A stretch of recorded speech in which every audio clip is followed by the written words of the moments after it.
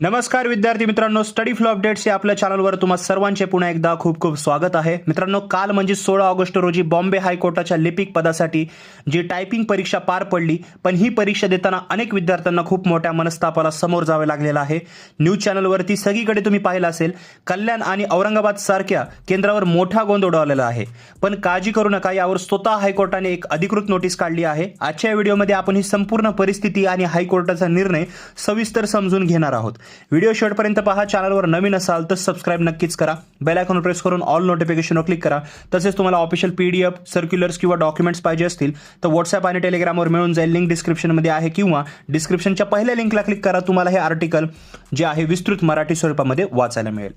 सर्वात आधी आपण पाहूया की नेमकं काल काय घडलं. तर बघा, लोकमत वृत्तपत्रात आलेल्या बातमीनुसार हायकोर्ट लिपिक पदाच्या टंकलेखन परीक्षेत जे आहे मोठा गोंधळ झालेला आहे. विशेषतः कल्याण येथील कृषी उत्पन्न बाजार समितीच्या केंद्रावर जवळपास 550 विद्यार्थिनींचा याचा 550 परीक्षार्थींना याचा जो आहे तो फटका बसला आणि त्यांनी तिथे ठिय्या मांडला होता. विद्यार्थ्यांचा मुख्य समस्या काय होत्या तर बघा, अनेकाचे संगणक कीबोर्ड जॅम होत होते, त्यामुळे टायपिंग करता येत नव्हतं. काही ठिकाणी सर्व्हर डाऊन झाल्याने परीक्षा प्रक्रिया विस्कळीत झाली. सकाळी 10 वाजेच्या सत्रातील उमेदवारांना तासनतास वाट पाहावी लागली आणि सगळ्यात धक्कादायक म्हणजे जेव्हा विद्यार्थ्यांनी परीक्षा निरीक्षकाकडे तक्रार केली तेव्हा त्यांना ब्लॅकलिस्ट करण्याची धमकी देण्यात आली. असा आरोपही विद्यार्थ्यांनी केलेला आहे. मित्रांनो, वर्षभर आपण जीव तोडून अभ्यास करतो, टायपिंगची प्रॅक्टिस करतो आणि ऐन परीक्षेच्या वेळी असे तांत्रिक बिघाड झाले की विद्यार्थ्याचे किती नुकसान होते हे मी समजू शकतो. पण विद्यार्थी मित्रांनो, तुम्हाला आता निराश होण्याची गरज नाही. विद्यार्थ्यांच्या या समस्येची दखल खुद बॉम्बे हायकोर्टाने घेतलेली आहे. काल संध्याकाळीच हायकोर्टाने एक अधिकृत नोटीस जी आहे ती जाहीर केलेली आहे. या नोटीसमध्ये त्यांनी स्पष्टपणे काय म्हटले आहे ते आपण पाहूया. तर बघा, कोर्टाने मान्य केले आहे की संपूर्ण महाराष्ट्रात परीक्षा सुरळीत पार पडली असली तरी काही विशिष्ट केंद्रावर, विशेषतः छत्रपती संभाजीनगर म्हणजेच पूर्वीचा औरंगाबाद आणि कल्याण येथे तांत्रिक समस्या उद्भवल्या. एजन्सीमार्फत राबवल्या गेलेल्या या प्रक्रियेत तांत्रिक समस्याची सध्या तपासणी केली जात आहे.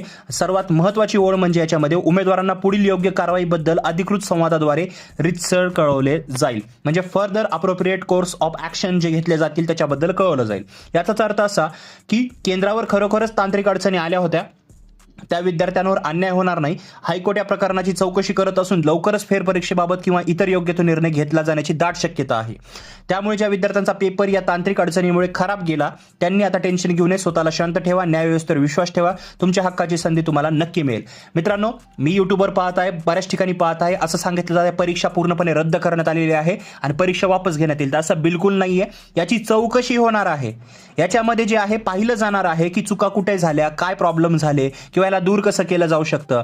त्यामुळे आता सध्या तरी हा पेपर रद्द झालेला नाहीये, फक्त तपासणी होत आहे. त्यामुळे या प्रकरणाचा जो काही पुढील अधिकृत निर्णय किंवा अपडेट येईल तो मी सर्वात आधी आपल्या स्टडी फ्लो अपडेट्स या चॅनलवरती आणीन. तोपर्यंत आपला अभ्यास तर ठेवा आणि इतर परीक्षाचा सुद्धा जो अभ्यास आहे स्पर्धा परीक्षांचा तोही चालू ठेवा. माहिती आवडली असेल तर व्हिडिओला नक्की लाईक करा, तुमच्या मित्रांसोबत शेअर करा आणि अशाच अचूक व अधिकृत माहितीसाठी स्टडी फ्लो अपडेट्सला सबस्क्राईब करा विसरू नका. भेटूया पुढच्या व्हिडिओमध्ये एका नवीन माहितीसोबत. तोपर्यंत हा व्हिडिओ पाहिल्याबद्दल धन्यवाद.